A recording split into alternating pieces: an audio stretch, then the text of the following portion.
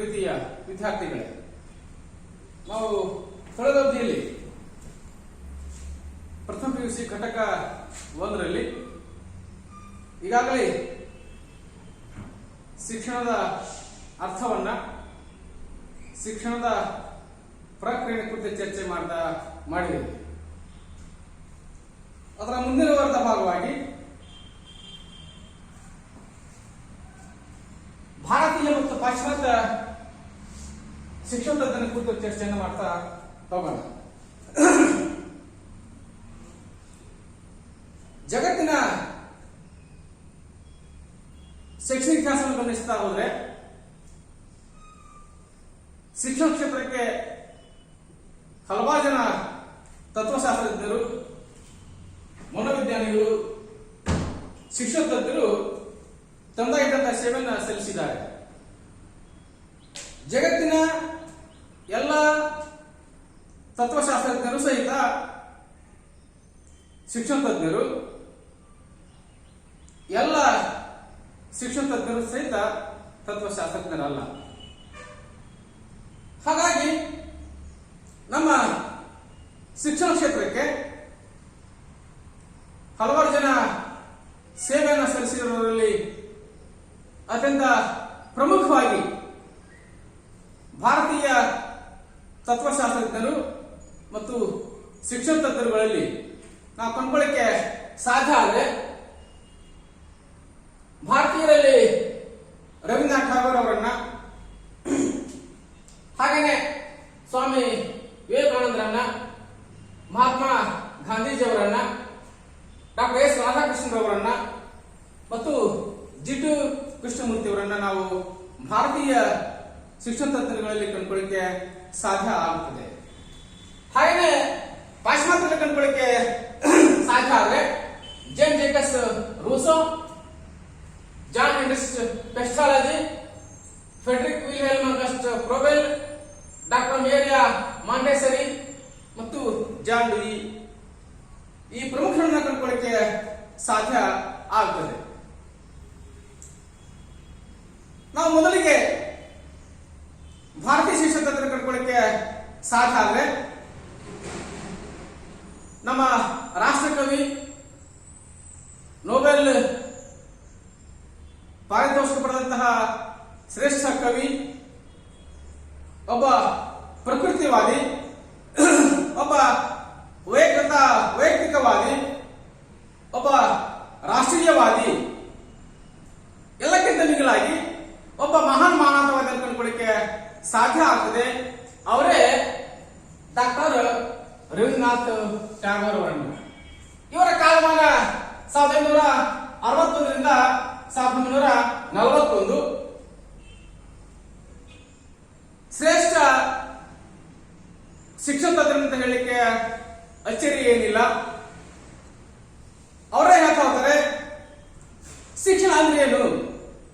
ವ್ಯಕ್ತಿಯ ಜೀವನವನ್ನು ಎಲ್ಲ ಜೀವಿಗಳೊಂದಿಗೆ ಸಮನ್ವಯಗೊಳಿಸಿ ಮನಸ್ಸಿಗೆ ಅಂತಿಮ ಸತ್ಯ ಕಂಡುಕೊಳ್ಳುವಂತೆ ಮಾಡುವ ಹಾಗೂ ಆತ್ಮಪ್ರಕಾಶ ಮತ್ತು ಪ್ರೇಮಗಳೆಂಬ ಸ್ಥಿರ ಸಂಪತ್ತನ್ನು ಒದಗಿಸಿ ಬದುಕನ್ನು ಅರ್ಥಪೂರ್ಣಗೊಳಿಸುವುದೇ ಶಿಕ್ಷಣ. ಇವರ ಶಿಕ್ಷಣ ತತ್ವಗಳಲ್ಲಿ ಅತ್ಯಂತ ಪ್ರಮುಖವಾಗಿ ಸ್ವಾತಂತ್ರ್ಯ, ಸ್ವ ಅಭಿವ್ಯಕ್ತಿ, ಮಾನವ ಮತ್ತು ಪ್ರಕೃತಿ ಮಧ್ಯೆ ಇರತಕ್ಕಂತಹ ಆಂತರಿಕ ಸಂಬಂಧವನ್ನ ಚರ್ಚೆ ಮಾಡ್ತಾ ಹೋಗ್ತಾರೆ. ಅವರ ದೃಷ್ಟಿಯಲ್ಲಿ ಅತ್ಯಂತ ಪ್ರಮುಖವಾಗಿ ಸ್ವಾತಂತ್ರ್ಯಕ್ಕೆ ಅವಕಾಶ ಮಾಡಿ ಸ್ವ ಅಭಿವ್ಯಕ್ತಿ ಮೂಡಿಸುವುದೇ ನಿಜವಾದ ಶಿಕ್ಷಣವಾಗಿದೆ. ಯಾವ ಶಿಕ್ಷಣ ನಮ್ಮ ನೈಜ ಬದುಕಿನಿಂದ ದೂರವಾಗಿ ತರಗತಿ 4 ಗೋಡೆಗಳಿಗೆ ಸೀಮಿತವಾಗಿರ್ತದೆಯೋ ಅದು ಕೃತಕ ಶಿಕ್ಷಣವಾಗಲಿಕ್ಕೆ ಸಾಧ್ಯ ಅನ್ನೋ ಮಾತನ್ನ ರವೀಂದ್ರನಾಥ್ ಠಾಗೋರ್ ಅವರು ಸ್ಪಷ್ಟಪಡಿಸುವ ಕೆಲಸವನ್ನು ಮಾಡ್ತಾ ಹೋಗ್ತಾರೆ. ಅದು ಕಾಲಾಂತರದಲ್ಲಿ ತನ್ನ ಮಹತ್ವವನ್ನ ಕಳೆದುಕೊಳ್ಳುತ್ತದೆ. ವಿದ್ಯಾರ್ಥಿಗೆ ಕಲಿಯುವ ವಿಷಯ, ಬೋಧನಾ ಕಲಿಕಾ ಪ್ರಕ್ರಿಯೆ ಅತ್ಯಂತ ಸಹಜತೆಯಿಂದ ಕೂಡಿರಬೇಕು ಅಂತಕ್ಕಂಥದ್ದು ಇವರ ವಾದ ಆಗಲಿಕ್ಕೆ ಸಾಧ್ಯ ಆಗ್ತದೆ.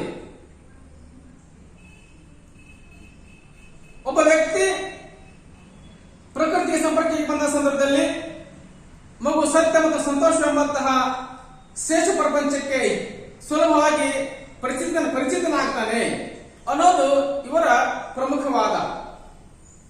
ಶಿಕ್ಷಣ ಆತ್ಮದ ಪರಿಪೂರ್ಣ ಹಾಗೂ ಸ್ವತಂತ್ರಪೂರ್ಣ ವಿಕಾಸ ಆಗಲಿಕ್ಕೆ ಸಾಧ್ಯ ಆಗ್ತದೆ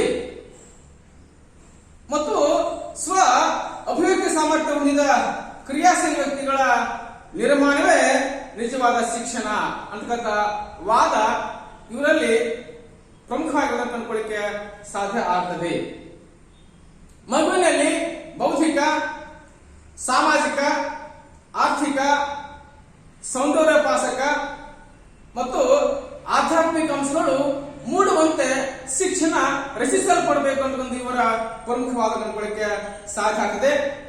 ಜೊತೆಗೆ ಕೇವಲ ಮಗುವಿಗೆ ಬೌದ್ಧಿಕ, ಸಾಮಾಜಿಕ, ಆರ್ಥಿಕ, ಸೌಂದರ್ಯೋಪಾಸಕ ಹಾಗೂ ಆಧ್ಯಾತ್ಮಿಕ ಶಿಕ್ಷಣ ಅಲ್ಲದೆ ಮಗುವಿಗೆ ಕಲೆ, ಸಂಗೀತ, ಸಾಹಿತ್ಯ, ಕೈಕೆಲಸ, ಅಭಿನಯ, ನೃತ್ಯ ಮುಂತಾದ ಸಹಜ ಗುಣಧರ್ಮಗಳ ಕಲಿಕೆಯನ್ನ ಮಾಡತಕ್ಕಂಥದ್ದು ಅತ್ಯಂತ ಅವಶ್ಯಕ. ಅವುಗಳ ಮೂಲಕ ಕಲಿಕೆ ಸಾಗಬೇಕು. ಕಲಿಕೆ ಸಂತೋಷದಾಯಕ ಆಗ್ತದೆ. ಮಗು ಅತ್ಯಂತ ಕ್ರಿಯಾಶೀಲನಾಗಿ ಕಲಿಕೆಯಲ್ಲಿ ಪಾಲ್ಗೊಳ್ತಾನೆ, ಅಂದ್ರೆ ಸ್ವಯಂ ಪ್ರೇರಣೆಯಿಂದ ಕಲಿಕೆಯಲ್ಲಿ ಪಾಲ್ಗೊಳ್ತಾನೆ ಅಂತಕ್ಕಂಥದ್ದು ಇವರ ಪ್ರಮುಖವಾದ ಕಂಡುಕೊಳ್ಳಿಕ್ಕೆ ಸಾಧ್ಯ ಆಗ್ತಾ ಹೋಗ್ತದೆ. ಈ ರೀತಿಯ ಶಿಕ್ಷಣ ಮಗುವಿನಲ್ಲಿ ಸ್ವಸಾಮರ್ಥ್ಯವನ್ನ ಮತ್ತು ಒಬ್ಬ ಮಗುವನ್ನ ಸುಸಂಸ್ಕೃತ ವ್ಯಕ್ತಿಯನ್ನಾಗಿ ಪರಿಪೂರ್ಣ ಮಾನವನನ್ನಾಗಿ ಮುಡಿಸ್ತಕ್ಕಂಥ ಕೆಲಸವನ್ನ ಮಾಡ್ತದೆ ಅಂತ ಹೇಳಿ ನಮ್ದಾಗಿರುವಂತಹ ರವೀಂದ್ರನಾಥ್ ಠಾಗೂರ್ ಅವರು ಹೇಳ್ತಾ ಹೋಗ್ತಾರೆ. ಮಗುವಿಗೆ ಕೇವಲ ಕೃತಕ ಶಿಕ್ಷಣ ಕೊಡಬಾರದು, ಆ ಶಿಕ್ಷಣ ಸಹಜವಾಗಿರಬೇಕು, ಶಿಕ್ಷಣ ನೈಜವಾಗಿರಬೇಕು ಅನ್ನೋದೇ ಇವರ ಪ್ರಮುಖವಾದ ಕಂಡುಕೊಳ್ಳಿಕ್ಕೆ ಸಾಧ್ಯ ಆಗ್ತಾ ಹೋಗ್ತದೆ. ಜೊತೆಗೆ ನಾವು ಇತ್ತಿತ್ತಾಗಿ ಕಂಡುಕೊಂಡಿರ್ತಕ್ಕಂತಹ ಗ್ಲೋಬಲ್ ವಿಲೇಜ್ ಮತ್ತು ಗ್ಲೋಬಲ್ ಫ್ಯಾಮಿಲಿ ಏನಿದೆ ಇದನ್ನ ನಮ್ಮ ರವೀಂದ್ರನಾಥ್ ಠಾಗೂರ್ ಅವರು ಆಗ್ಲೇ ಹೇಳಿದ್ದಾರೆ. ಇಡೀ ವಿಶ್ವವೇ ಒಂದು ಕುಟುಂಬ. ಋಗ್ವೇದ ಹೇಳುತ್ತದೆ ವಸುದೈವ ಕುಟುಂಬಕಂ ಅಂತ ಹೇಳಿ. ಇಡೀ ವಿಶ್ವವೇ ಒಂದು ಕುಟುಂಬ, ನಾವು ಅದರ ಸಕ್ರಿಯ ಸದಸ್ಯರಾಗಿರ್ಬೇಕು ಅಂತಕ್ಕಂಥ ವಾದವನ್ನ ಇವತ್ತು ನಾವು ಜಾಗತಿಕರಣದಲ್ಲಿ ಕಂಡುಕೊಳ್ಳಿಕ್ಕೆ ಸಾಧ್ಯ. ಆದ್ರೆ ಈ ವಾದವನ್ನ ನಮ್ದಾಗಿರತಕ್ಕಂಥ ರಾಷ್ಟ್ರಕವಿ ರವೀಂದ್ರನಾಥ್ ಠಾಗೂರ್ ಅವರು ಅಂದೇ ತಮ್ಮ ಚಿಂತನೆಗಳನ್ನ ವ್ಯಕ್ತಪಡಿಸುವ ಪ್ರಯತ್ನ ಸಹಿತ ಮಾಡ್ತಾ ಹೋಗ್ತಾರೆ. ಜೊತೆಗೆ ಜಗತ್ತಿನ ಒಂದು ಕುಟುಂಬ, ನಾವೆಲ್ಲ ಕುಟುಂಬದ ಸದಸ್ಯರು. ಅಂದ್ರೆ ಮಗು ಜಗತ್ತಿನ ಒಬ್ಬ ಯೋಗ್ಯ ಸದಸ್ಯನಾಗಿ ಮಾಡ್ತಕ್ಕಂಥ ಕೆಲಸವನ್ನ ಮಾಡಬೇಕು ಅಂತಕ್ಕಂತಹ ವಾದ ನಮ್ದಾಗಿರುವಂತಹ ರವೀಂದ್ರನಾಥ್ ಠಾಗೂರ್ ಅವರಲ್ಲಿ ಕಂಡುಕೊಳ್ಳಿಕ್ಕೆ ಸಾಧ್ಯ ಆಗ್ತದೆ. ಇದು ಇವರ ಶಿಕ್ಷಣದ ಅರ್ಥವನ್ನು ಕಂಡುಕೊಳ್ಳಿಕ್ಕೆ ನಾವು ಪ್ರಯತ್ನ ಸಹಿತ ಮಾಡ್ತಾ ಹೋಗ್ತೀವಿ. ಇನ್ನೆರಡನೇದಾಗಿ ಸ್ವಾಮಿ ವಿವೇಕಾನಂದರು. ಇವರ ಕಾಲಮಾನ 1863ರಿಂದ 1902. ಇಡೀ ಜಗತ್ತಿಗೆ ಹಿಂದೂ ಧರ್ಮವನ್ನ, ಹಿಂದೂ ಸಂಸ್ಕೃತಿಯನ್ನ ಪರಿಚಯ ಮಾಡಿಕೊಟ್ಟಂತಹ ಕೀರ್ತಿ ಸಲ್ಲೋದು ನಮ್ದಾಗಿದ್ದಂತಹ ಸ್ವಾಮಿ ವಿವೇಕಾನಂದರಿಗೆ. 1893ರ ಶಿಕಾಗೋ ಸರ್ವಧರ್ಮ ಸಮ್ಮೇಳನವನ್ನ ಅತ್ಯಂತ ಯಶಸ್ವಿಯಾಗಿ ನಡೆಸ್ತಾರೆ. ಆ ಸರ್ವಧರ್ಮ ಸಮ್ಮೇಳನದಲ್ಲಿ ಅಮೆರಿಕದ ಜನತೆಯನ್ನು ಉದ್ದೇಶಿಸಿ ಸಮ್ಮೇಳನಕ್ಕೆ ಬಂದಂತಹ ಸಾಗರೋಪಾದಿ ಜನರನ್ನು ಉದ್ದೇಶಿಸಿ my sisters and brothers of the America ಅಂತ ಹೇಳುವ ಮೂಲಕ ಸುಮಾರು 3000 ಮೈಲಿ ದೂರದಿಂದ ಬಂದಂತ ಒಬ್ಬ ಸನ್ಯಾಸಿ ಈ ನಾಡಿನ ಜನರನ್ನ ಸಹೋದರ ಸಹೋದರಿಯರೇ ಅಂತ ಸಂಬೋಧಿಸ್ತಾನಂತಂದ್ರೆ ಅವನಿಗೆ ಜನ್ಮ ಕೊಂಡಂತ ಆ ಪುಣ್ಯಭೂಮಿ ಹೇಗಿರಬೇಕು ಅನ್ನೋದನ್ನ ಜಗತ್ತಿಗೆ ಪರಿಚಯ ಮಾಡಿಕೊಟ್ಟಂತಹ ಮತ್ತು ತನ್ಮೂಲಕ ಜಗತ್ತಿನ ಶ್ರೇಷ್ಠ ಧರ್ಮಗಳಲ್ಲಿ ಹಿಂದೂ ಧರ್ಮ ಸಹಿತ ಒಂದು. ಎಲ್ಲ ನದಿಗಳು ಸಮುದ್ರ ಸೇರುವ ಹಾಗೆ ಇಡೀ ಜಗತ್ತಿನ ಎಲ್ಲ ಧರ್ಮಗಳು ಸಹಿತ ಶಾಂತಿಯನ್ನು ಬಯಸ್ತವೆ ಅಂತ ಹೇಳ್ತಕ್ಕಂತಹ ಅತ್ಯಂತ ದೊಡ್ಡ ಮಾತನ್ನ ಹೇಳುವ ಮೂಲಕ ಇಡೀ ಜಗತ್ತಿಗೆ ಭಾರತವನ್ನ ಪರಿಚಯ ಮಾಡಿಕೊಟ್ಟ ಕೀರ್ತಿ ಸಲ್ಲೋದು ಸ್ವಾಮಿ ವಿವೇಕಾನಂದರಿಗೆ. ಅವರ ಶೈಕ್ಷಣಿಕ ಚಿಂತನೆಗಳನ್ನ, ಅವರ ಆಧ್ಯಾತ್ಮಿಕ ಚಿಂತನೆಗಳನ್ನ ಅವಲೋಕನ ಮಾಡಿದಾಗ ನಮಗೆ ಒಂದು ಕಂಡು ಬರಲಿಕ್ಕೆ ಸಾಧ್ಯ ಆಗದೆ, ಪ್ರತಿಯೊಬ್ಬರು ಸಹಿತ ತನ್ನ ಧರ್ಮಕ್ಕೆ ಅನುಸಾರವಾಗಿ ನಡೆದುಕೊಳ್ಳಬೇಕು.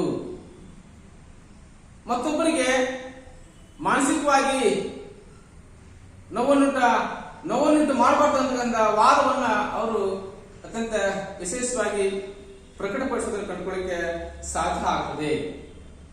ಹಾಗಾದ್ರೆ ಸ್ವಾಮಿ ವಿವೇಕಾನಂದ ಪ್ರಕಾರ ಶಿಕ್ಷಣ ಅಂತಂದ್ರೆ ಮಾನವನಲ್ಲಿ ಮೊದಲೇ ಅಂತರ್ಗತವಾಗಿರುವ ದೈವಿಕ ಪರಿಪೂರ್ಣತೆಯನ್ನ ಪ್ರಕಟಪಡಿಸುವುದೇ ನಿಜವಾದ ಶಿಕ್ಷಣ. ಅಂದ್ರೆ ಮಾನವ ಎಂದು ಜನಿಸ್ತಾನೆ, ಅವನಲ್ಲಿ ದೈವಿಕ ಗುಣಗಳಿರ್ತಾ ಹೋಗ್ತವೆ. ಅವನು ದೇವಾಂಶ ಸಂಭೂತನಾಗಿರ್ತಾನೆ, ಅವನು ದೇವನೇ ಆಗಿರ್ತಾನೆ. ಅದನ್ನ ಪ್ರಕಟಪಡಿಸ್ತಕ್ಕಂಥ ಕೆಲಸವನ್ನ ಶಿಕ್ಷಣ ಮಾಡಬೇಕು ಅಂತಕ್ಕಂಥದ್ದು ಇವರ ವಾದ ಕಂಡುಕೊಳ್ಳಿಕ್ಕೆ ಸಾಧ್ಯ ಸಹಿತ ಆಗ್ತಾ ಹೋಗ್ತದೆ. ಶಿಕ್ಷಣ ಕೇವಲ ಮಾಹಿತಿ ಸಂಗ್ರಹ ಅಲ್ಲ, ಶಿಕ್ಷಣ ಕೇವಲ ವಿಷಯ ಸಂಗ್ರಹ ಅಲ್ಲ. ಇದು ಕೇವಲ ಓದು ಬರಹ ಲೆಕ್ಕಗಳನ್ನು ಪ್ರಸ್ತುತ ಸಾಧನ ಆಗಲಿಕ್ಕೆ ಸಾಧ್ಯ ಇಲ್ಲ. ವ್ಯಕ್ತಿಯ ನಡತೆಯನ್ನು ರೂಪಿಸಬೇಕು. ಅವನಿಗೆ ಮಾನಸಿಕ ಶಕ್ತಿ ಮತ್ತು ಅವನ ಬೌದ್ಧಿಕ ಮಟ್ಟವನ್ನು ಹೆಚ್ಚಿಸುವ ಮೂಲಕ ಅವನನ್ನ ಸ್ವಾವಲಂಬಿಯನ್ನಾಗಿ, ಅವನನ್ನ ನಿಸ್ವಾರ್ಥಿಯನ್ನಾಗಿ, ಅವನೊಬ್ಬ ಮಾನವತಾವಾದಿಯನ್ನಾಗಿ ರೂಪಿಸ್ತಕ್ಕಂಥ ಕೆಲಸವನ್ನ ನಾವು ಶಿಕ್ಷಣ ಮೂಲಕ ಕೊಡಬೇಕಾದಂತದ್ದು ನಮ್ದಾಗಿದ್ದಂತಹ ಸ್ವಾಮಿ ವಿವೇಕಾನಂದರ ವಾದವನ್ನು ಕಂಡುಕೊಳ್ಳಿಕ್ಕೆ ಸಾಧ್ಯ ಆಗ್ತದೆ. ಅವರೇ ಹೇಳ್ತಾ ಹೋಗ್ತಾರೆ, ವ್ಯಕ್ತಿಯಲ್ಲಿ ಕಬ್ಬಿಣದಂತಹ ಮಾಂಸಖಂಡಗಳು, ಉಕ್ಕಿನಂತಹ ನರ, ಯಾವುದಕ್ಕೂ ಜಗ್ಗದ ಪ್ರಚಂಡ ಇಚ್ಛಾಶಕ್ತಿ ಉಂಟು ಮಾಡುವ ಮೂಲಕ ವ್ಯಕ್ತಿಯನ್ನ ಧೀರನನ್ನಾಗಿ, ಶೂರರನ್ನಾಗಿ, ಪುರುಷ ಶಿವನನ್ನಾಗಿ ತರಬೇತುಗೊಳಿಸ್ತಕ್ಕಂತಹ ಕಾರ್ಯವೇ ನಿಜವಾದ ಶಿಕ್ಷಣ ಅಂತದ್ದು ಅವರ ಮಾತಿನ ತಾತ್ಪರ್ಯ ಕಂಡುಕೊಳ್ಳಿಕ್ಕೆ ಸಾಧ್ಯ ಸಹಿತ ಆಗ್ತಾ ಹೋಗ್ತದೆ. ಅಂದ್ರೆ ಹುಟ್ಟಿರುವ ಮಗುವಿನಲ್ಲಿ ಒಂದು ಅಗಾಧವಾದಂತಹ ಒಂದು ಪ್ರಚಂಡವಾದಂತಹ ಶಕ್ತಿ ಇರಲಿಕ್ಕೆ ಸಾಧ್ಯ ಆಗ್ತದೆ. ಈ ಅಂತರ್ಗತ ಶಕ್ತಿಯನ್ನ ಪ್ರಕಟಪಡಿಸುವ ಮೂಲಕ ಜಗತ್ತಿಗೆ ಪ್ರಚುರಪಡಿಸ್ತಕ್ಕಂಥ ಪ್ರಕ್ರಿಯೆ ಏನಿದೆ ಅದು ನಿಜವಾದ ಶಿಕ್ಷಣ ಅಂತ ಕಂಡುಕೊಳ್ಳಿಕ್ಕೆ ಸಾಧ್ಯ ಸಹಿತ ಆಗ್ತಾ ಹೋಗ್ತದೆ. ಅದಕ್ಕೆ ಅರಿಸ್ಟಾಟಲ್ ಹೇಳ್ತಾ ಹೋದರೆ, ಸೌಂಡ್ ಮೈಂಡ್ ಇಲ್ಲಿಯೇ ಸೌಂಡ್ ಬಾಡಿ. ವ್ಯಕ್ತಿಯ ಶಾರೀರಿಕ ಸದೃಢತೆ ಜೊತೆಗೆ ಅವನಲ್ಲಿ ಹೃದಯ ವೈಶಾಲ್ಯತೆಯನ್ನ, ಅವನನ್ನ ಸದ್ಗುಣಿಯನ್ನಾಗಿ, ಸದ್ಗುಣಶೀಲ ಸಂಪನ್ನನ್ನಾಗಿ ಮಾಡತಕ್ಕಂತಹ ಕೆಲಸ ನಮ್ಮ ಶಿಕ್ಷಣದೊಂದಿಗೆ ಆಗಬೇಕು. ಜೊತೆಗೆ ಎಲ್ಲರೊಂದಿಗೆ ಸಮುದ್ರ ಬಾಂಧವ್ಯವನ್ನ, ಪ್ರೀತಿ ವಿಶ್ವಾಸಗಳೊಂದಿಗೆ ಜಗತ್ತಿನ ಜನರ ಜೊತೆಗೆ ಬೆರೆತು ನಡೆತಕ್ಕಂತಹ ನಡತೆ ತೋರಿಸುವುದು ನಿಜವಾದ ಶಿಕ್ಷಣ ಅಂತ ಹೇಳಿ ನಮ್ದಾಗಿರ್ತಕ್ಕಂತಹ ಸ್ವಾಮಿ ವಿವೇಕಾನಂದರ ವಾದವನ್ನು ಕಂಡುಕೊಳ್ಳಿಕ್ಕೆ ಸಾಧ್ಯ ಆಗುತ್ತದೆ. ತದನಂತರದಲ್ಲಿ ಮತ್ತೊಬ್ಬ ಭಾರತೀಯ ಶಿಕ್ಷಣ ತಜ್ಞ ಅಂತಂದ್ರೆ ಮಹಾತ್ಮ ಗಾಂಧೀಜಿ. ಬಹುಶಃ ಜಗತ್ತಿನ ಜನರಲ್ಲಿ ನಮ್ಮ ಗಾಂಧಿ ತಾತ ಹೆಸರು ಕೇಳಿದವರೇ ಇರ್ಲಿಕ್ಕೆ ಸಾಧ್ಯ ಇಲ್ಲ. ಭಾರತೀಯ ಸಂಸ್ಕೃತಿ ಮತ್ತು ಸಮಸ್ಯೆಗಳನ್ನು ಕುರಿತು ಗಾಂಧೀಜಿಯ ವಿಚಾರಸರಣಿಗಳನ್ನು ಕಂಡುಕೊಳ್ಳಕ್ಕೆ ಸಾಧ್ಯ ಆದರೆ ಜಗತ್ತಿನ ಎಲ್ಲ ಸಮಸ್ಯೆಗಳಿಗೂ ಗಾಂಧೀಜಿನೇ ಪರಿಹಾರ. ಜಗತ್ತಿನ ಎಲ್ಲ ಸಮಸ್ಯೆಗಳಿಗೂ ಗಾಂಧೀಜಿನೇ ಪರಿಹಾರ ಅನ್ನೋದನ್ನ ಕಂಡುಕೊಳ್ಳಿಕ್ಕೆ ಸಾಧ್ಯ ಆಗ್ತದೆ. ಅದಕ್ಕೆ ಗಾಂಧೀಜಿ ಹತರಾದ ದಿನದಂದು ಜಾರ್ಜ್ ಬರ್ನಾರ್ಡ್ ಶಾ ಹೇಳ್ತಾರೆ, too good is a too bad ಅಂತ. Too good is a too bad. ಅತಿಯಾಗಿ ಒಳ್ಳೆಯವನಾಗುವುದು ಸಹಿತ ಆತಂಕಕಾರಿ. ಅದಕ್ಕದ್ದು ವಿಜ್ಞಾನಿ ಜಾರ್ಜ್ ಬರ್ನಾರ್ಡ್ ಶಾ ಅವರ ವಾದವನ್ನು ಕಂಡುಕೊಳ್ಳಿಕ್ಕೆ ಸಾಧ್ಯ ಸಹಿತ ಆಗ್ತಾ ಹೋಗುತ್ತದೆ. ಅವರ ಚಿಂತನೆಗಳಲ್ಲಿ ಮೊದಲು ಕಂಡುಕೊಳ್ಳಿಕ್ಕೆ ಸಾಧ್ಯ ಆಗೋದು ವೃತ್ತಿಮೂಲ ಶಿಕ್ಷಣ. ಮಗುವಿಗೆ ಮಾತೃಭಾಷೆ ಮತ್ತು ವೃತ್ತಿ ಆಧಾರಿತ ಶಿಕ್ಷಣ ಕೊಡಬೇಕು ಅನ್ನೋದು ಗಾಂಧೀಜಿಯವರ ಪ್ರಮುಖವಾದಾಗಲಿಕ್ಕೆ ಸಾಧ್ಯ ಆಗ್ತದೆ.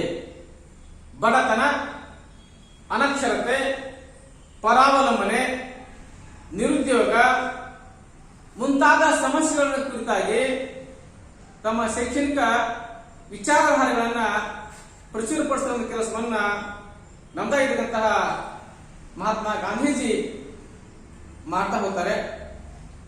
ಮಗುವಿನ ಶಾರೀರಿಕ ಬೌದ್ಧಿಕ ಆಯಾಮಗಳ ವಿಕಾಸ, ಮಗು ಸ್ವಾವಲಂಬಿಯಾಗಿರಬೇಕು, ಮಕ್ಕಳಲ್ಲಿ ಶಾರೀರಿಕ ಮತ್ತು ಮಾನಸಿಕ ಸದೃಢ ಜೊತೆಗೆ ಅವರನ್ನು ಸ್ವಾವಲಂಬಿಯನ್ನಾಗಿ ಆಧ್ಯಾತ್ಮ ಜೀವಿಗಳನ್ನಾಗಿ ಮಾಡಿ ಅವರಲ್ಲಿ ಸತ್ಯ, ಸಹನೆ, ಪ್ರೀತಿ ಹಾಗೂ ಅಹಿಂಸೆ ಮುಂತಾದ ಮಾನವೀಯ ಗುಣಗಳನ್ನು ರೂಢಿಸುವುದು ನಿಜವಾದ ಶಿಕ್ಷಣ ಅಂತ ಹೇಳಿ ಮಹಾತ್ಮ ಗಾಂಧೀಜಿಯವರು ಸ್ಪಷ್ಟಪಡಿಸುವ ಕೆಲಸವನ್ನು ಸಹಿತ ಮಾಡ್ತಾ ಹೋಗ್ತಾರೆ. ತದನಂತರದಲ್ಲಿ ಡಾಕ್ಟರ್ ಎಸ್ ರಾಧಾಕೃಷ್ಣನ್ ಇವರ ಕಾಲಮಾನ 1888ರಿಂದ 1975. ಶಿಕ್ಷಕ ಮನಸ್ಸನ್ನ ಮಾಡಿದ್ದಾದ್ರೆ ದೇಶವನ್ನ ಆಳಬಲ್ಲ ಅನ್ನೋದನ್ನ ಜಗತ್ತಿಗೆ ತೋರಿಸಿದ ಶ್ರೇಷ್ಠ ತತ್ವಶಾಸ್ತ್ರಜ್ಞ ನಮ್ದಾಗಿರ್ತಕ್ಕಂತಹ doctor S Radha ಕೃಷ್ಣನ್ರವರು.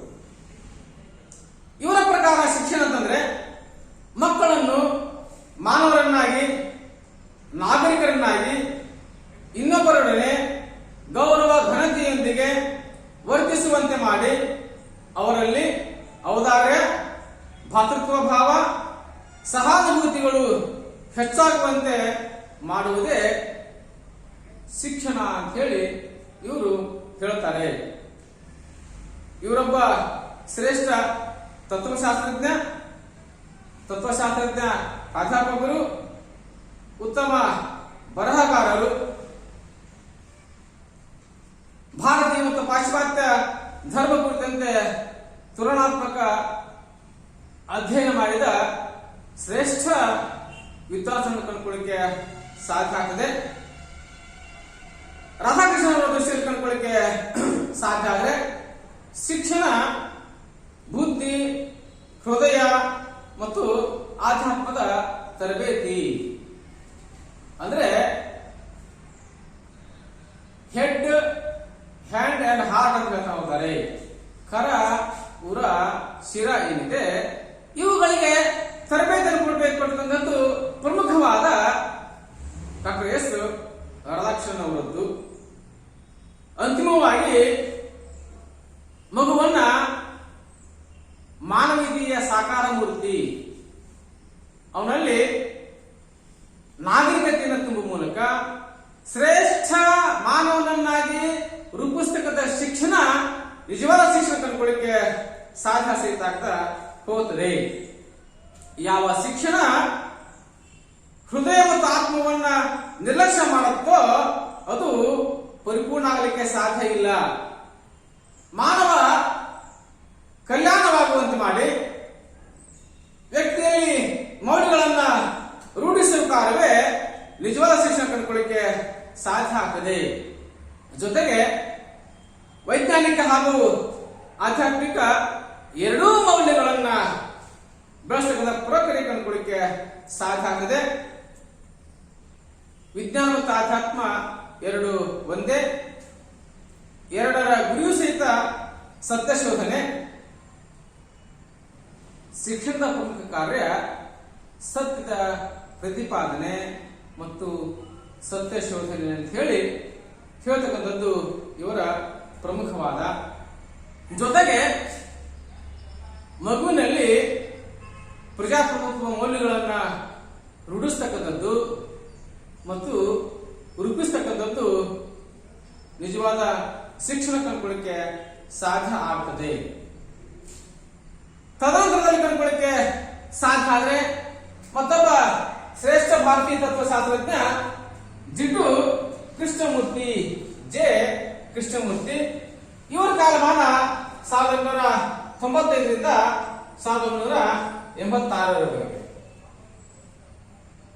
J Krishnamurthy ಅಂದ್ರೆ ಜಿಡ್ಡು ಕೃಷ್ಣಮೂರ್ತಿ ಭಾರತದ ಆಧುನಿಕ ಶೈಕ್ಷಣಿಕ ಚಿಂತಕ, ಉತ್ತಮ ಬರಹಗಾರ.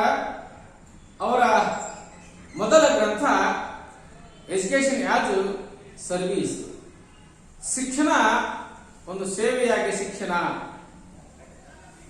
ಈ ಕೃತಿಯಲ್ಲಿ ಅವರ ಶೈಕ್ಷಣಿಕ ವಿಚಾರಗಳನ್ನು ಕಂಡುಕೊಳ್ಳಿಕ್ಕೆ ಸಾಧ್ಯ ಆಗ್ತದೆ. ಜಿಡ್ಡು ಕೃಷ್ಣಮೂರ್ತಿಯ ದೃಷ್ಟಿಯಲ್ಲಿ ಶಿಕ್ಷಣ ತಂತ್ರದೊಂದು ಧಾರ್ಮಿಕ ಚಟುವಟಿಕೆ. ಮಾನವನ ಪರಿಪೂರ್ಣ ವಿಕಾಸವೇ ನಿಜವಾದ ಶಿಕ್ಷಣ ಅಂತ ಹೇಳಿ ಅವರ ವಾದವನ್ನು ಕಂಡುಕೊಳ್ಳಿಕ್ಕೆ ಸಾಧ್ಯ ಆಗ್ತದೆ. ಶಿಕ್ಷಣದಲ್ಲಿ ಜಿಡ್ಡು ಕೃಷ್ಣಮೂರ್ತಿ ಅವರು ಸ್ವಾತಂತ್ರ್ಯಕ್ಕೆ ಮಹತ್ವವನ್ನ ಕೊಡ್ತಾ ಹೋಗ್ತಾರೆ. ಜೊತೆಗೆ ಕೇವಲ ಮಗುವಿಗೆ ಮಾಹಿತಿ ತುಂಬುವುದು ನಿಜವಾದ ಶಿಕ್ಷಣ ಅಲ್ಲ. ಕೇವಲ ಅಂಕಿಗಳ ಆಧಾರದ ಮೇಲೆ, ಅಂಕಗಳ ಆಧಾರದ ಮೇಲೆ, ಫಲಿತಾಂಶದ ಆಧಾರದ ಮೇಲೆ ನೀಡುವ ಶಿಕ್ಷಣ ಆಗಲಿಕ್ಕೆ ಸಾಧ್ಯ ಇಲ್ಲ. ಕೇವಲ ಅಂಕಿಗೆ ಸೀಮಿತವಾದಂತಹ ಶಿಕ್ಷಣ ಪರಿಪೂರ್ಣ ಶಿಕ್ಷಣ ಆಗಲಿಕ್ಕೆ ಸಾಧ್ಯ ಇಲ್ಲ ಅನ್ನೋದು ಇವರ ಪ್ರಮುಖವಾದ. ಕೇವಲ 4 ಗೋಡೆಗಳ ಮಧ್ಯದಲ್ಲಿ ಮಗುವಿಗೆ ಮಾಹಿತಿ ನೀಡುವುದರ ಮೂಲಕ ಏನನ್ನೂ ಸಾಧಿಸಲಿಕ್ಕೆ ಸಾಧ್ಯ ಇಲ್ಲ.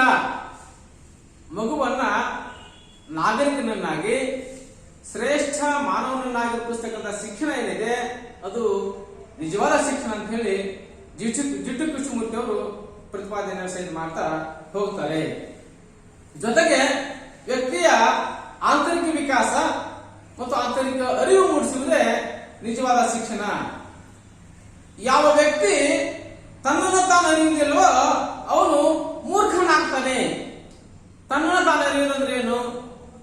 ನನ್ನ ಸಾಮರ್ಥ್ಯ ಎಷ್ಟು, ನನ್ನ ಗುರಿಗಳೇನು, ನನ್ನ ಪ್ರಯತ್ನಗಳೇನು, ನನ್ನ ಗುರಿಗಳಿಗೆ, ನನ್ನ ಸಾಮರ್ಥ್ಯಕ್ಕೆ, ನನ್ನ ಪ್ರಯತ್ನಕ್ಕೆ ನಿಕಟ ಸಂಬಂಧವನ್ನು ಕಂಡುಕೊಳ್ಳಿಕ್ಕೆ ಸಾಧ್ಯ ಆಗ್ತದೆ. ತಮ್ಮ ಶೈಕ್ಷಣಿಕ ವಿಚಾರಧಾರೆಗಳಲ್ಲಿ ಅದನ್ನೇ ಸ್ಪಷ್ಟಪಡಿಸ್ತಾ ಹೋಗ್ತಾರೆ. ಒಬ್ಬ ಅಸಮರ್ಥದಿಂದ ಶ್ರೇಷ್ಠ ಗುರಿಯನ್ನು ಮುಟ್ಟಲಿಕ್ಕೆ ಸಾಧ್ಯ, ಉನ್ನತ ಗುರಿ ಮುಟ್ಟಲಿಕ್ಕೆ ಸಾಧ್ಯ ಆಗುವುದಿಲ್ಲ. ಅವನು ನಿರಂತರ ಪ್ರಯತ್ನವಾದಿ ಆಗಿರಬೇಕು ಅನ್ನೋದು ಇವರ ಪ್ರಮುಖವಾದ ಕಂಡುಕೊಳ್ಳಿಕ್ಕೆ ಸಾಧ್ಯ ಸಹಿತ ಆಗ್ತಾ ಹೋಗುತ್ತದೆ. ಹಾಗೇನೆ ಪಾಶ್ಚಿಮಾತ್ಯ ಶಿಕ್ಷಣ ಪದ್ಧತಿಯನ್ನು ಕಂಡುಕೊಳ್ಳಿಕ್ಕೆ ಸಾಧ್ಯ ಆದ್ರೆ ಅದರಲ್ಲಿ ಪ್ರಮುಖವಾಗಿ ಜೇನ್ ಜೇಕಸ್ ರೂಸೋ ಇವರ ಕಾಲಮಾನ 1712ರಿಂದ 1778. 18ನೇ ಶತಮಾನದಿಂದ ಈಚೆಗೆ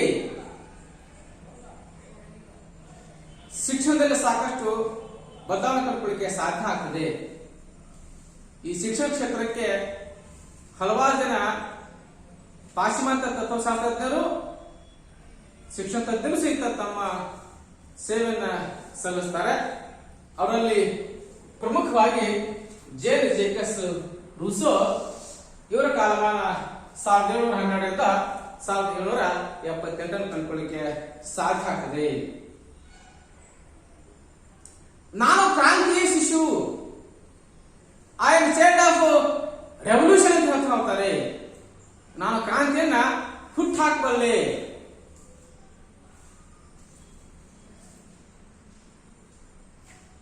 ಇವರು ವಾದ ಕಂಡುಕೊಳ್ಳಿಕ್ಕೆ ಸಾಧ್ಯ ಆದ್ರೆ ಇವರೊಬ್ಬ ಪ್ರಕೃತಿವಾದಿ. ಮಗು ಪ್ರಕೃತಿಯ ಮಧ್ಯದಲ್ಲೇ ಬೆಳಿಬೇಕು. ಸಸ್ಯಗಳು ಕೃಷಿಯಿಂದ ರೂಪುಗೊಳ್ಳಲಿಕ್ಕೆ ಸಾಧ್ಯ ಆಗ್ತದೆಯೋ ಹಾಗೆಯೇ ಮಗು ಸಹಿತ ಪ್ರಕೃತಿಯ ಮಧ್ಯದಲ್ಲಿ ಬೆಳಿಬೇಕು ವಿನಃ ಕೃತಕ ವಾತಾವರಣದಲ್ಲಿ ಬೆಳೆಯಬಾರದು. ಇವರ ಪ್ರಮುಖವಾದ ಕಂಡುಕೊಳ್ಳಿಕ್ಕೆ ಸಾಧ್ಯ ಆಗ್ತದೆ. ಇವರ ಶೈಕ್ಷಣಿಕ ವಿಚಾರಧಾರೆಗಳನ್ನ ಇವರದೇ ಕೃತಿಯಾಗಿರ್ತಕ್ಕಂತಹ ಸಾಮಾಜಿಕ ಒಪ್ಪಂದ, ಸೋಷಿಯಲ್ ಕಾಂಟ್ರಾಕ್ಟ್ ಅಂತ ಹೇಳ್ತಾ ಹೋಗ್ತೇವೆ. ತದನಂತರ ಎಮಿಲಿ ಅಂತ ಹೇಳ್ತಾ ಹೋಗ್ತೀವಿ. ಈ ಕೃತಿಯಲ್ಲಿ ಕಂಡುಕೊಳ್ಳಿಕ್ಕೆ ಸಾಧ್ಯ ಸಹಿತ ಆಗ್ತಾ ಹೋಗ್ತದೆ. ಇವರೊಬ್ಬ ಪ್ರಕೃತಿವಾದಿ. ನಿಸರ್ಗದಲ್ಲೇ ಸತ್ಯಶೋಧನೆ ಆಗಬೇಕು.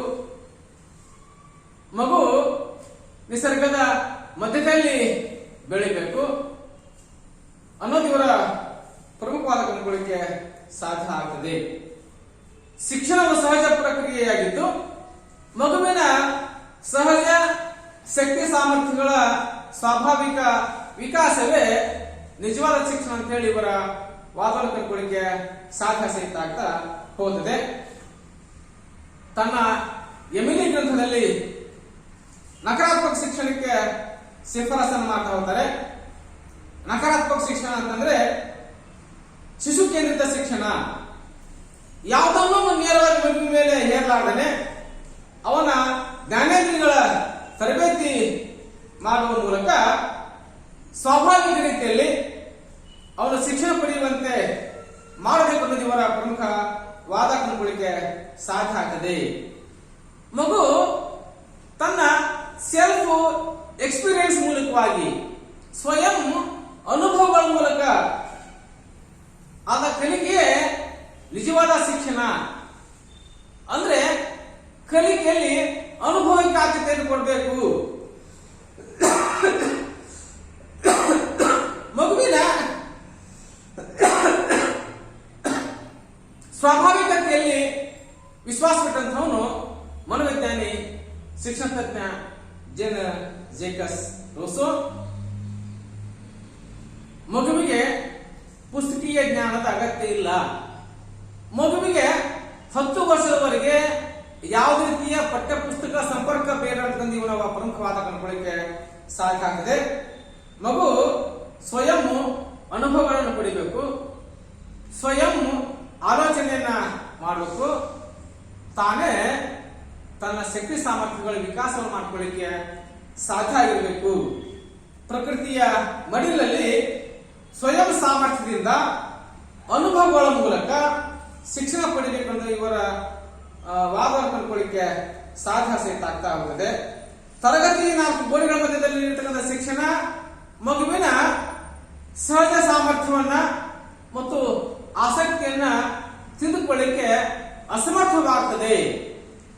ಹಾಗಾಗಿ ಸಹಜ, ಸ್ವಾಭಾವಿಕ ಹಾಗೂ ಸ್ವಯಂ ಶಿಕ್ಷಣವೇ ನಿಜವಾದ ಶಿಕ್ಷಣವನ್ನ ಕಂಡುಕೊಳ್ಳಿಕ್ಕೆ ಸಾಧ್ಯ ಅಂತ ಹೇಳಿ ಜೇನ್ ಜೇಕಸ್ ರೂಸೋ ಸ್ಪಷ್ಟಪಡಿಸುವ ಕೆಲಸವನ್ನು ಸಹಿತ ಮಾಡ್ತಾ ಹೋಗ್ತಾರೆ.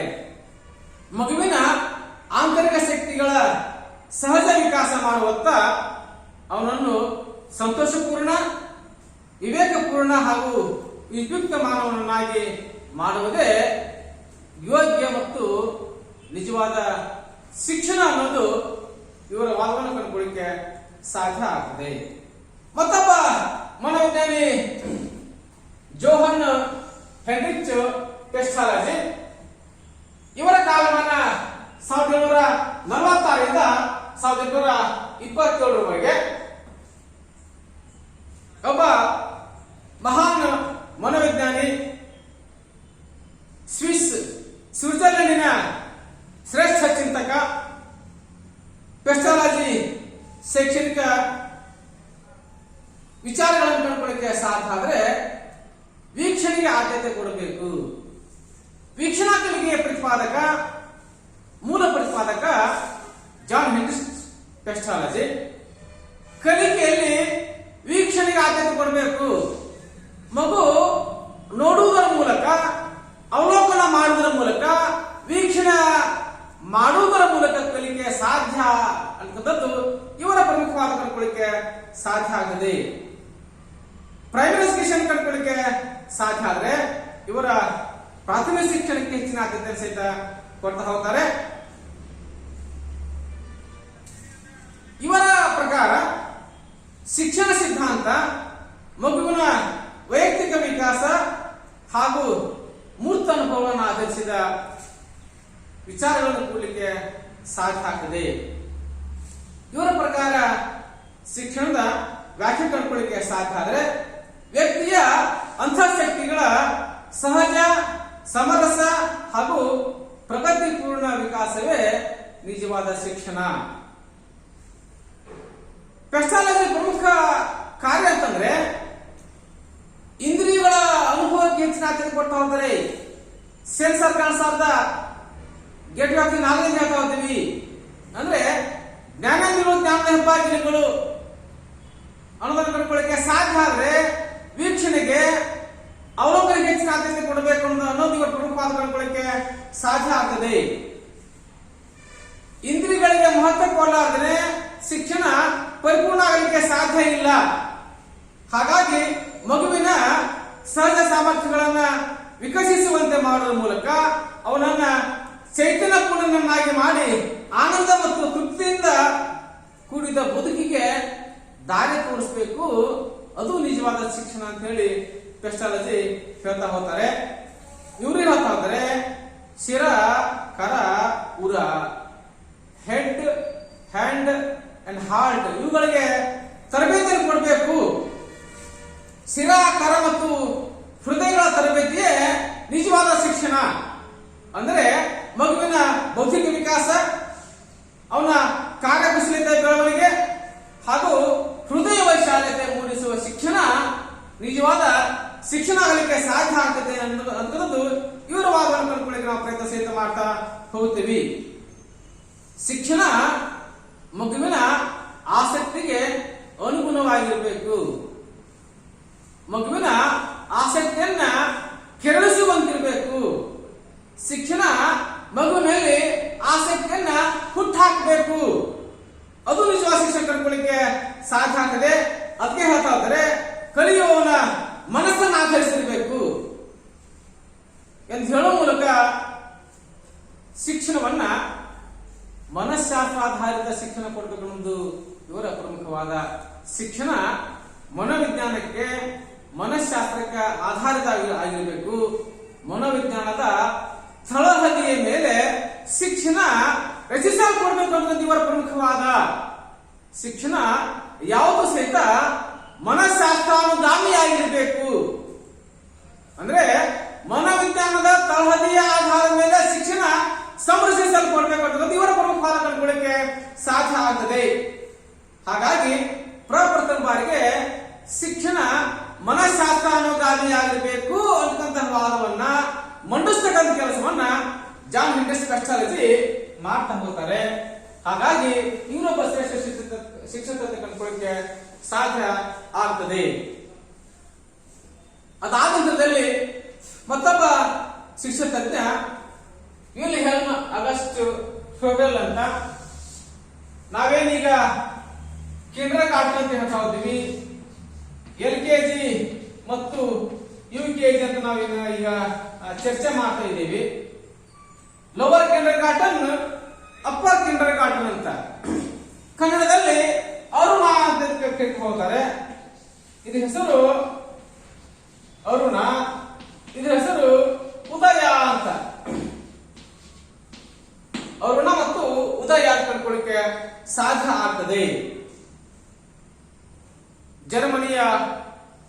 ಹಾಲ್ನಲ್ಲಿ ಹೊಸ ಮಾದರಿಯ ಶಿಕ್ಷಣವನ್ನು ಕೊಟ್ಟಂತಹ ಕೆಲಸವನ್ನ ಪ್ರಬೆಲ್ ಮಾಡ್ತಾ ಹೋದರೆ, school is A garden, teacher is A gardener, childrens are the tree. ಇವರ ವಾದ.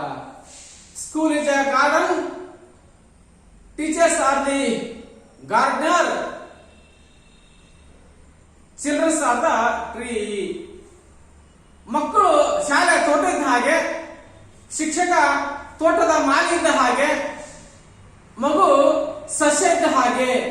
ಹಾಗೆ ತೋಟದ ಮಾಲಿ ತನ್ನ ಸಸ್ಯಗಳನ್ನು ಸಂರಕ್ಷಣೆ ಮಾಡ್ತಾ ಹೋಗ್ತಾನೆ, ಹಾಗೆಯೇ ಶಿಕ್ಷಕ ಶಾಲೆಗೆ ಬರುವಂತ ಮಗುವನ್ನ ಸಂರಕ್ಷಿಸಲ್ಪಡಬೇಕು ಅಂತಕ್ಕಂಥದ್ದು ಇವರ ಪ್ರಮುಖವಾದ ಕಂಡುಕೊಳ್ಳಕ್ಕೆ ಸಾಧ್ಯ ಸಹಿತ ಆಗ್ತಾ ಹೋಗ್ತದೆ. ಬನ್ನಿ ಮಕ್ಕಳಿಗೋಸ್ಕರ ಜೀವಿಸೋಣ. ಮಕ್ಕಳೇ, ಮಕ್ಕಳಿಗಾಗಿ ಆಸ್ತಿಯನ್ನ ಮಾಡಬೇಡಿ, ಮಕ್ಕಳನ್ನೇ ಆಸ್ತಿಯನ್ನಾಗಿ ಮಾಡಿ ಅನ್ನೋದು ಇವರ ಪ್ರಮುಖವಾದ ಕಂಡುಕೊಳ್ಳಿಕ್ಕೆ ಸಾಧ್ಯ ಸಹಿತ ಆಗ್ತಾ ಹೋದರೆ. Don't make property your childrens, don't make property your childrens, you make your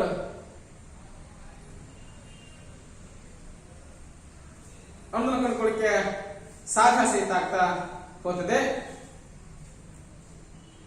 ತದನಂತರ ಕಂಡುಕೊಳ್ಳಿಕ್ಕೆ ಸಾಧ್ಯ ಆದ್ರೆ ಮಗುವಿನ ಆಂತರಿಕತೆಯನ್ನು don't make property your childrens, you make property your child. ಮಕ್ಕಳಿಗಾಗಿ ಆಸ್ತಿಯನ್ನ ಮಾಡಬೇಡಿ, ಮಕ್ಕಳನ್ನೇ ಆಸ್ತಿಯನ್ನಾಗಿ ಮಾಡಿ.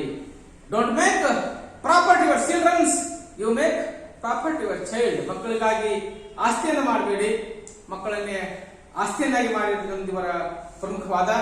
ಬನ್ನಿ ಮಕ್ಕಳಿಗೋಸ್ಕರ ಬದುಕೋಣ, ಮಕ್ಕಳಿಗೋಸ್ಕರ ಜೀವಿಸೋಣ ಅಂತಕ್ಕಂಥದ್ದು ಇವರ ಪ್ರಮುಖ ಸಿದ್ಧಾಂತ.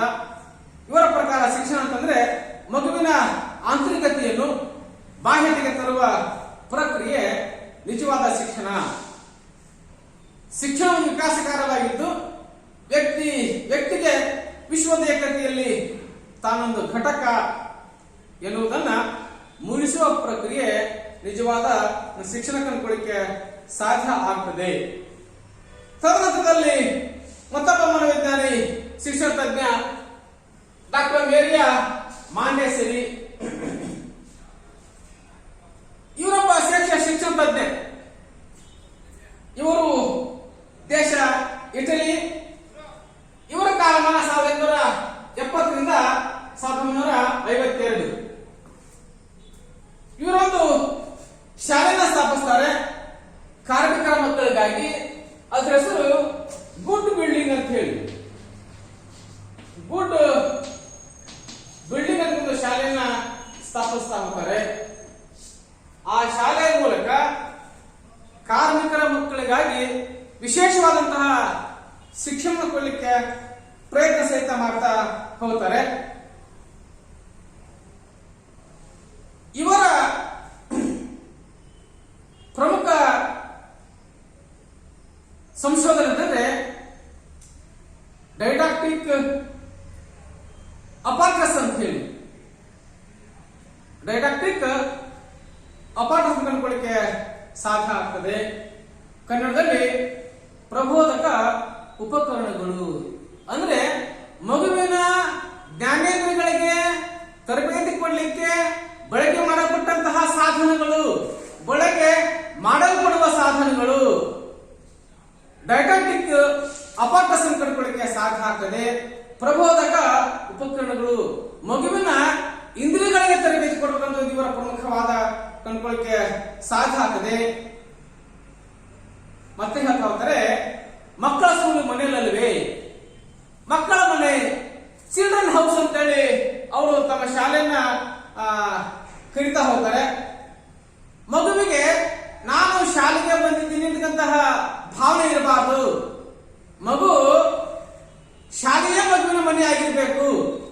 ಮನೆಯ ವಾತಾವರಣ ಶಾಲೆಯಲ್ಲಿ ಮೂಡಲಿಕ್ಕೆ ಸಾಧ್ಯ ಆಗಿರಬೇಕು ಅನ್ನೋದು ಇವರ ಪ್ರಮುಖ ವಾದವನ್ನು ನಾವು ಚರ್ಚಿಸಿದ್ದೇವೆ. ಮಾಡ್ತಾ ಹೋಗ್ತೀವಿ. ಹಾಗಾಗಿ ಮಕ್ಕಳ ಮನೆ, ಚಿಲ್ಡ್ರನ್ಸ್ ಹೌಸ್ ಅಂತ ನಾವು ವಿಶೇಷವಾಗಿ ಚರ್ಚೆಯನ್ನು ಸಹಿತ ಮಾಡ್ತಾ ಹೋಗ್ತೀವಿ. ಒಂದು ಹಿಂದೆ ಪದ್ಯ ಇತ್ತು, ಬಹಳ ಒಳ್ಳೆಯವರು ನಮ್ಮಿಸ್ಸು, ಏನು ಕೇಳಿದ್ರು ಎಸ್ಸು, ನಗತಾ ನಗತಾ ಮಾತಾಡ್ತಾರೆ, ಸ್ಕೂಲ್ಗೆಲ್ಲ ಫೇಮಸ್ಸು. ಆಟಕ್ಕೆ ಬಾ ಅಂತಾರೆ, ಆಟದ ಸಾಮಾನು ಕೊಡ್ತಾರೆ. ನಮ್ಮ ಅಮ್ಮನ ತರ ಅವರು ಕೂಡ ಬಿಟ್ಟು ಬರೋಕೆ ಮನಸ್ಸಿಲ್ಲ. ಒಬ್ಬ ಶಿಕ್ಷಕಿ ಆಗಿರ್ತಕ್ಕಂಥವಳು ಮಕ್ಕಳಿಗೆ ತಾಯಿ ಆಗಿರಬೇಕು ಅನ್ನೋದೇ ಡಾಕ್ಟರ್ ಮೇರೆ ಮಾಂಟೆಸರಿ ಅವರ ಪ್ರಮುಖ ವಾದ ಕಂಡುಕೊಳ್ಳಿಕ್ಕೆ ಸಾಧ್ಯ ಆಗ್ತದೆ. ಹಾಗಾಗಿ ನಮಗೆ ಆಗಾಗ ನೆನಪಾಗ್ತದೆ, ಟೀಚರ್ ಆಗಬಾರದು, ಟೀಚರ್ ಅಮ್ಮ ಆಗಿರಬೇಕು. ಹಾಗಾಗಿ ಹೇಳ್ತಾರೆ, ನಮ್ಮ ತರ ಅವರು ಕೂಡ ಬಿಟ್ಟು ಬರೋಕೆ ಮನಸ್ಸಿಲ್ಲ ಅಂತಂತಹ ಕೊನೆಯ ಸಾಲೇನಿದೆ ಅದು ಅತ್ಯಂತ ಪ್ರಮುಖವಾದದ್ದು. ಶಾಲೆ ಮಕ್ಕಳಿಗೆ ಮನೆ ಇರಬೇಕು. ಶಿಕ್ಷಕ ಅಥವಾ ಶಿಕ್ಷಕಿ ಏನಾದರೆ ಅವರು ಮಕ್ಕಳಿಗೆ ತಂದೆ ತಾಯಿ ಆಗಿರ್ಬೇಕು ಅನ್ನೋದು ಇವರ ಪ್ರಮುಖವಾದ ಕಂಡುಕೊಳ್ಳಿಕ್ಕೆ ಸಾಧ್ಯ ಸಹಿತ ಆಗ್ತಾ ಹೋಗಿದೆ. ಮಗುವಿನ ಸ್ವಾಭಾವಿಕ ಹಾಗೂ ಕ್ರಿಯಾತ್ಮಕ ವಿಕಾಸವೇ ನಿಜವಾದ ಶಿಕ್ಷಣ. ಮಗುವಿನ ಸ್ವಾತಂತ್ರ್ಯ, ಅಂತಃಶಕ್ತಿಗಳ ಸಹಜ ವಿಕಾಸ, ವೈಯಕ್ತಿಕ ಬೆಳವಣಿಗೆ, ಪಂಚೇಂದ್ರಿಯಗಳ ತರಬೇತಿ ಮತ್ತು ಅಂಗಾಂಗಗಳ ತರಬೇತಿಗೆ ವಿಶೇಷ ಆದ್ಯತೆಯನ್ನು ಕೊಡಬೇಕು ಅಂತ ಹೇಳಿ ಇವರಿಗೆ ಮಾಡ್ತಾ ಹೋದ್ರೆ ತಮ್ಮ ಶೈಕ್ಷಣಿಕ ವಿಚಾರಗಳಲ್ಲಿ ಪ್ರಸ್ತುತಪಡಿಸೋದನ್ನು ಕಂಡುಕೊಳ್ಳಿಕ್ಕೆ ಸಾಧ್ಯ ಸಹಿತ ಆಗ್ತಾ ಹೋಗುತ್ತದೆ. ಜೊತೆಗೆ ವ್ಯಕ್ತಿಗತ ವಿಕಾಸ ಮಾಡುವುದೇ ಯೋಗ್ಯ ಶಿಕ್ಷಣ. ಸ್ವಯಂ ಶಿಕ್ಷಣವೇ ನಿಜವಾದ ಶಿಕ್ಷಣ. ಮಗುವಿನ ಜ್ಞಾನೇಂದ್ರಿಯಗಳ ತರಬೇತಿ, ಭಾಷಾ ಜ್ಞಾನ, ಗಣಿತ ಜ್ಞಾನ, ಶಾರೀರಿಕ ಶಿಕ್ಷಣ, ಜೀವನ ಕೌಶಲ್ಯಗಳ ತರಬೇತಿ, ಇವುಗಳ ಜೊತೆಗೆ ಸ್ವಯಂ ಶಿಸ್ತು ರೂಪಿಸತಕ್ಕಂತ ಪ್ರಕ್ರಿಯೆ ಏನಿದೆ ಅದನ್ನ ನಾವು ನಿಜವಾದ ಶಿಕ್ಷಣ ಕಂಡುಕೊಳ್ಳಿಕ್ಕೆ ಸಾಧ್ಯ ಸಹಿತ ಆಗ್ತಾ ಹೋಗ್ತದೆ. ಇನ್ನ ಕೊನೆಯದಾಗಿ ಜಾನ್ ಡ್ಯೂಯಿ 1859ರಿಂದ 1952 ಇವರ ಕಾಲಮಾನ. ಇವರೊಬ್ಬ ಅಮೆರಿಕದ ಖ್ಯಾತ ತತ್ವಶಾಸ್ತ್ರಜ್ಞ, ಜೊತೆಗೆ ಶಿಕ್ಷಣ ತಜ್ಞ ಕಂಡುಕೊಳ್ಳಿಕ್ಕೆ ಸಾಧ್ಯ ಆಗ್ತದೆ. ಜೊತೆಗೆ ಉತ್ತಮ ಬರಹಗಾರ, ಜೊತೆಗೆ ಒಬ್ಬ ಮನಃಶಾಸ್ತ್ರಜ್ಞ. ಇವರ ಪ್ರಮುಖ ಕೃತಿ ನಾವು ಕಂಡುಕೊಳ್ಳಿಕ್ಕೆ ಸಾಧ್ಯ ಆಗ್ತದೆ. ಇವರೊಬ್ಬ ಫಲಪ್ರಮಾಣವಾದಿ, ಪ್ರಾಗ್ಮಾಟಿಸ್ಟ್ ಅಂತ ಕಂಡುಕೊಳ್ಳಿಕ್ಕೆ ಸಾಧ್ಯ ಆಗ್ತದೆ. ಅಂದ್ರೆ ಪ್ರಾಯೋಗಿಕವಾದಿ, ಪ್ರಯೋಗಕ್ಕೆ ಹೆಚ್ಚಿನ ಆದ್ಯತೆಯನ್ನು ಕೊಡಬೇಕು ಅನ್ನೋದು ಇವರ ಪ್ರಮುಖವಾದ ಕಂಡುಕೊಳ್ಳಿಕ್ಕೆ ಸಾಧ್ಯ ಆಗ್ತದೆ. ಪ್ರಾಯೋಗಿಕ ಅಧ್ಯಯನ ನಂತರದಲ್ಲಿ ಯಾವುದು ಸರಿ ಯಾವುದು ತಪ್ಪು ಅಂತಂದದ್ದು ನಮಗೆ ಕಂಡುಕೊಳ್ಳಿಕ್ಕೆ ಸಾಧ್ಯ ಆಗ್ತದೆ. ಪ್ರಯೋಗದ ಮೂಲಕ ಸತ್ಯದ ಅನ್ವೇಷಣೆ ಆಗಲಿಕ್ಕೆ ಸಾಧ್ಯ ಅಂತಕ್ಕಂಥದ್ದು ಇವರ ಪ್ರಮುಖವಾದ ಕಂಡುಕೊಳ್ಳಿಕ್ಕೆ ಸಾಧ್ಯ ಸಹಿತ ಆಗ್ತಾ ಹೋಗುತ್ತದೆ. ಹಾಗಾಗಿ ಇವರೊಬ್ಬ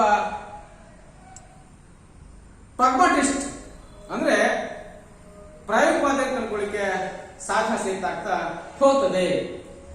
ಇವ್ರ ಪ್ರಕಾರ ಶಿಕ್ಷಣ ಅಂತಂದ್ರೆ ವ್ಯಕ್ತಿಯಲ್ಲಿರುವ ಎಲ್ಲ ಸಾಮರ್ಥ್ಯಗಳನ್ನು ವಿಕಸಿಸುವಂತೆ ಮಾಡಿ ಆ ಮೂಲಕ ಅವನನ್ನು ಅವರ ಪರಿಸರಕ್ಕೆ ಹೊಂದಿಸಿ ಅವನ ಅವಶ್ಯಕತೆಗಳನ್ನು ಪೂರೈಸಿಕೊಳ್ಳುವಂತೆ ಮಾಡುವುದೇ ನಿಜವಾದ ಶಿಕ್ಷಣ ಕಂಡುಕೊಳ್ಳಿಕ್ಕೆ ಸಾಧ್ಯ ಸಹಿತ ಆಗ್ತಾ ಹೋಗುತ್ತದೆ.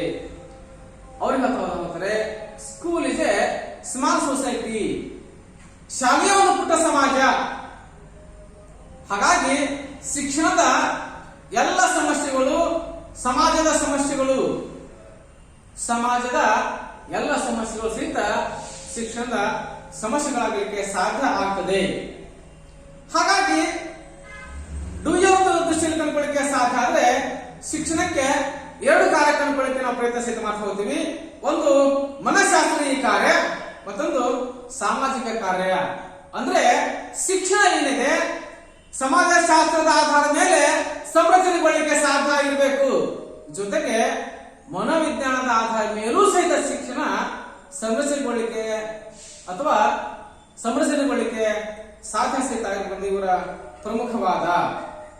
ಜೊತೆಗೆ ಶಿಕ್ಷಣ ಏನಿದೆ ಸಾಮಾಜಿಕ ಸಂಬಂಧಗಳ ನಡುವೆ ಶಿಕ್ಷಣ ಸಾಗಲಿಕ್ಕೆ ಸಾಧ್ಯ ಆಗಬೇಕು. ನವ ಸಮಾಜದ ನಿರ್ಮಾಣ ಶಿಕ್ಷಣದ ಪ್ರಮುಖ ಕಾರ್ಯ. ಹಾಗಾಗಿ ಶಿಕ್ಷಣ ವ್ಯಕ್ತಿಯಲ್ಲಿ ಅಭಿರುಚಿಯನ್ನ ಆಸಕ್ತಿಯನ್ನ ಮೂಡಿಸಬೇಕು. ಅವನ ಸಾಮಾನ್ಯ ಬದುಕನ್ನ ಸುಧಾರಿಸುವಂತೆ ಶಿಕ್ಷಣ ರಚಿಸಲ್ಪಡಬೇಕು ಅಂತ ಇವರ ಪ್ರಮುಖವಾದ ಕಂಡುಕೊಳ್ಳಿಕ್ಕೆ ಸಾಧ್ಯ ಆಗ್ತದೆ.